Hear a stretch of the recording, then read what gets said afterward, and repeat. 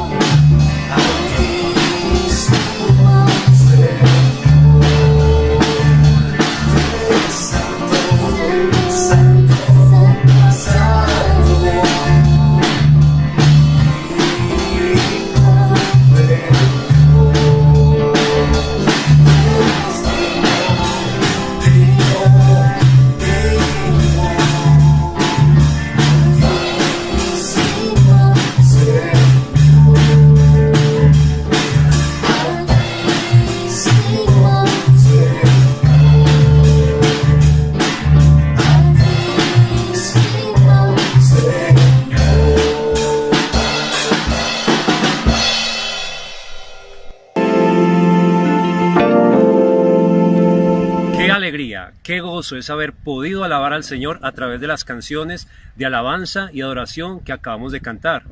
Ahora quiero recordarle que usted cuenta con varios canales disponibles para realizar sus donaciones. Contamos con consignación directa en las sucursales Colpatria, botón de pagos PSE a través de esta misma entidad y recaudo en los puntos Baloto a nivel nacional, para que realice allí sus donaciones que con todo su amor dispone en su corazón.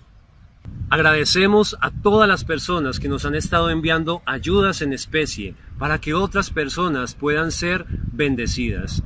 Hermanos de nuestra misma congregación o personas cercanas que tienen alguna necesidad. Le reiteramos nuestro agradecimiento deseando que Dios bendiga su amor y generosidad. Prepare ahora su Biblia, su agenda, su corazón, todos sus sentidos muy dispuestos, porque vamos a escuchar de la palabra del Señor. Dios le bendiga mucho y muy atentos.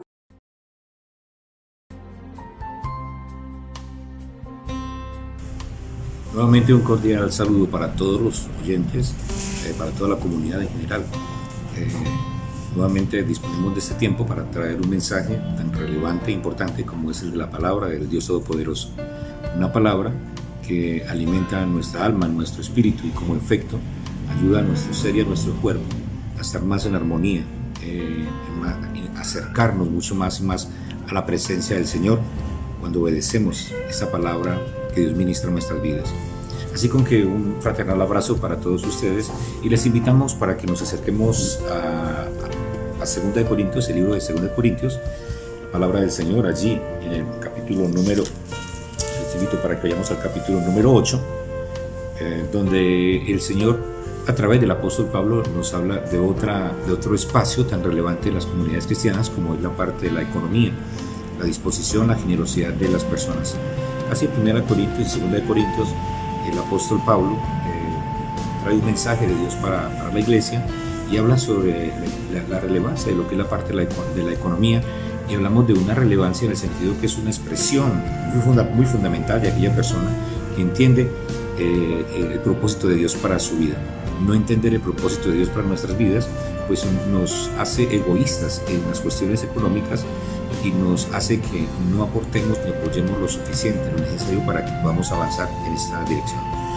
Vuelvo a mencionar la importancia de entender que la obra de Dios no está determinada por los bienes materiales, la obra de Dios está determinada es por el propósito de Dios para nuestras vidas a través de su Espíritu Santo.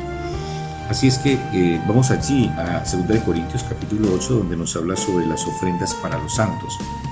O sea, aquí nos va a registrar este texto datos muy relevantes, como es el hecho de la disponibilidad, la disposición que hay dentro de la economía para ser administrada por la iglesia, lo que es administrado por los apóstoles y cuáles son las políticas que se van a interferir, que van relacionándose para que haya una mayor claridad sobre lo que se hace dentro del reino de Dios.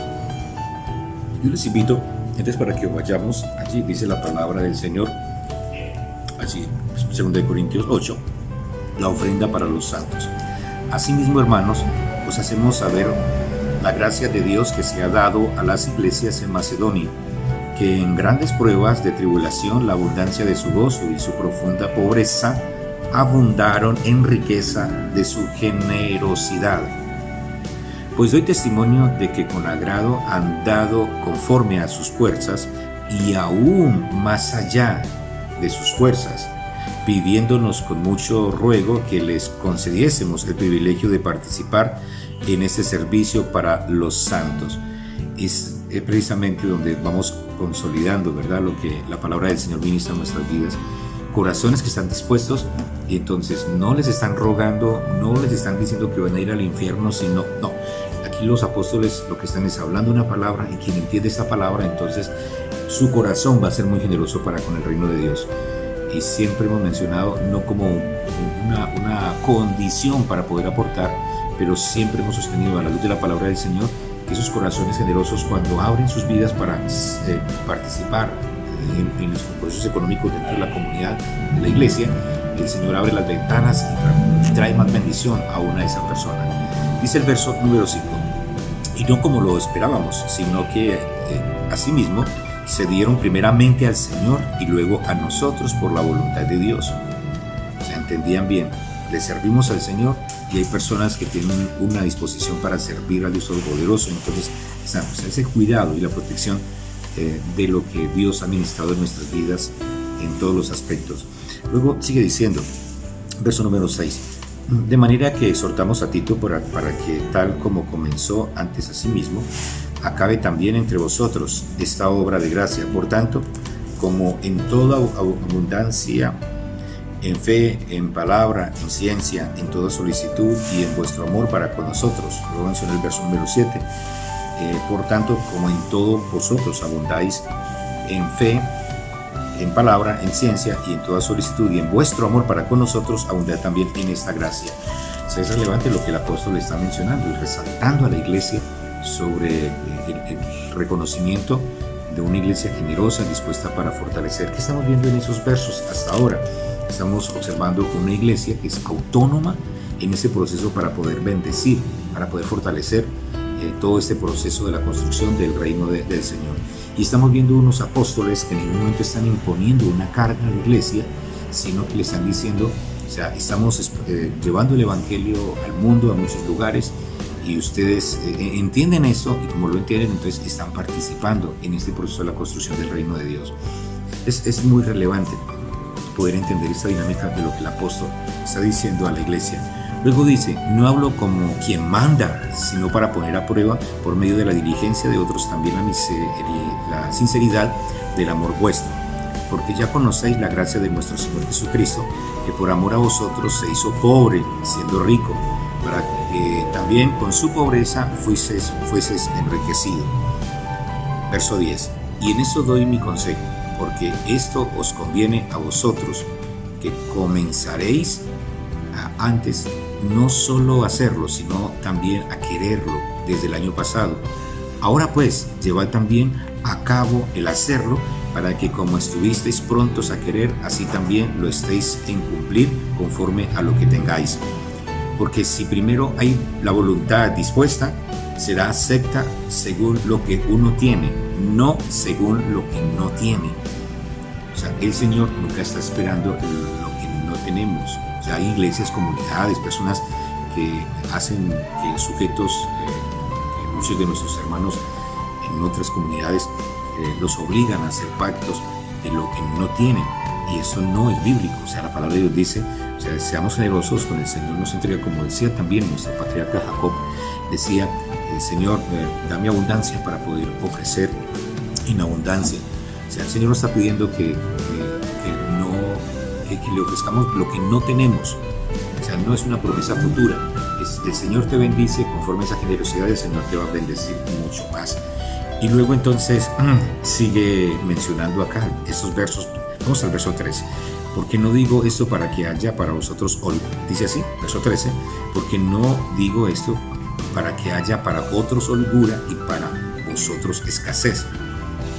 O sea, el desarrollo y el crecimiento de la persona, del líder cristiano, del ministerio cristiano, no está fundamentado en la miseria de otros. O sea, no estamos esperando que ellos quitarle a otros lo que tienen para que el líder o el ministerio tenga en abundancia, mientras que los otros están pasando serias necesidades porque están trayendo lo de ellos hacia este lugar. Es una idea que se da mucho, ¿verdad?, en muchas comunidades, y por eso quizás hoy en día se forman muchas iglesias independientes, porque precisamente muchas denominaciones se han convertido en pequeños Vaticanos, y esos pequeños Vaticanos simplemente buscan la manera de apoderarse de la economía de las iglesias. Y muchos de ellos dicen, no, ¿cómo así? Nosotros no nos apoderamos, ustedes manejan su economía, su dinero. Pero lo que hacen es lo siguiente, y lo hemos escuchado en varios programas en la televisión a nivel nacional e internacional, y es el hecho de que se apropian de los bienes de los inmuebles, y cuando van a hacer cuando se hace la referencia, o sea, estas entidades son súper riquísimas, tienen millones y millones ya acumulados en propiedades, y las iglesias están en escasez, en pobreza, en necesidad, terminan un año debiendo dinero porque han invertido en la obra del Señor. No son malos administradores, son buenos administradores y confían y saben de que el Señor es el que va a proveer, y avanzan. El Señor Jesucristo lo mostró a través de su ejercicio con Judas. O sea, él no esperaba de que Judas fuera un ladrón, no esperaba de que él fuera, no, la confianza que le da es partiendo de lo positivo. Ya si Judas quería ser un ladrón, si Judas sí fue un ladrón, fue porque él lo determinó, pero no porque el Señor Jesucristo, cuando fue a entregarle algo, fue basado en, aún sabemos que Dios lo conoce todo, pero es el principio aún más fuerte, que Dios, conociendo a Judas, le dice: Judas, confío en que usted va a hacer lo que debe de hacer. O sea, y le entrega los bienes, le entrega la economía. Entonces es importante nuestra confianza, lo que dice la iglesia, la palabra del Señor aquí es: nuestra confianza está en el Señor, y esa confianza se envía hacia los que están a nuestro alrededor. Escucha uno frases políticas incorrectas, espirituales, de administración en denominaciones, donde dicen: esto hay que hacerlo porque a veces llegan personas malas intencionadas y empiezan a crear daños y conflictos. Y no, o sea, es muy importante entender lo que el Señor ministra a nuestras vidas de una manera muy especial. Por eso es relevante lo que el Señor va ministrando. La fe es algo sólido dentro de la iglesia, y podemos entonces avanzar en fe, en confianza, en seguridad, como lo dijo el apóstol anteriormente. Vamos entonces a lo que nos dice la palabra del Señor. Vamos al versículo número 15. Como está escrito: el que recogió mucho no tuvo más, y el que poco no tuvo menos. Pero gracias a Dios que puso en el corazón de Tito la misma solicitud por vosotros, pues a la verdad recibió la exhortación, pero estando también muy solícito por su propia voluntad, partió para ir a vosotros, y enviamos juntamente con él al hermano cuya alabanza en el Evangelio se oye por todas las iglesias. Y no solo esto, sino que también fui designado por las iglesias como compañero de nuestra peregrinación para llevar este donativo que es administrado por nosotros para la gloria del Señor mismo y para demostrar vuestra buena voluntad. Aquí es donde menciona otra vez, o sea, es un donativo que llegó directamente a ellos. Vuelvo a insistir, no es una política administrativa de los apóstoles de que tienen que enviar un dinero, sino que siempre contaban con esa buena voluntad de la propia iglesia, porque había buena voluntad de muchas iglesias, otras no lo entendían, pero otras sí entendían este propósito. Luego dice, vamos al versículo número 22, dice: enviamos también con ellos a nuestro hermano, cuya diligencia hemos comprobado repetidas veces en muchas cosas, y ahora mucho más diligente para la mucha confianza que tiene en vosotros. En cuanto a Tito, mi compañero y colaborador para con vosotros, y en cuanto a nuestros hermanos, son mensajeros de la iglesia y gloria de Cristo. Verso 24: mostrad pues para con ellos ante las iglesias la prueba de vuestro amor y de nuestro gloriarnos respecto de vosotros. En síntesis, es una carta que el apóstol envía, ¿verdad?, a la iglesia de Corintios, toda la carta de Corintios, y dentro de esa carta está contenida, ¿verdad?, estos ejercicios espirituales que tienen que ver con la generosidad de la iglesia, donde nos enseñan algunos principios fundamentales. Menciono principios fundamentales, o sea, donde la relación de la iglesia con aquellas personas que expanden el Evangelio, llevan el Evangelio, líderes que de una u otra manera están integrados a la voluntad y al propósito del Señor, se da en coordinación a esto. Primero, la autonomía de la congregación, de la iglesia. O sea, vuelvo a decir, las denominaciones no permiten la autonomía de las iglesias, simplemente toda su autonomía queda bajo la protección de ellos, y empiezan a dar supuestamente algunos derechos a las iglesias, pero se quedan con sus bienes, terminan creándoles problemas en el camino, o sea, dificultades. Todo eso lo mencionan que es por orden, por organización, pero terminan violentando el principio de la autonomía de la iglesia. La iglesia es la iglesia del Señor. Estamos hablando de un cúmulo de iglesias como el Vaticano, que se reúne para llevar todo hacia la pirámide y llevarlo al Vaticano.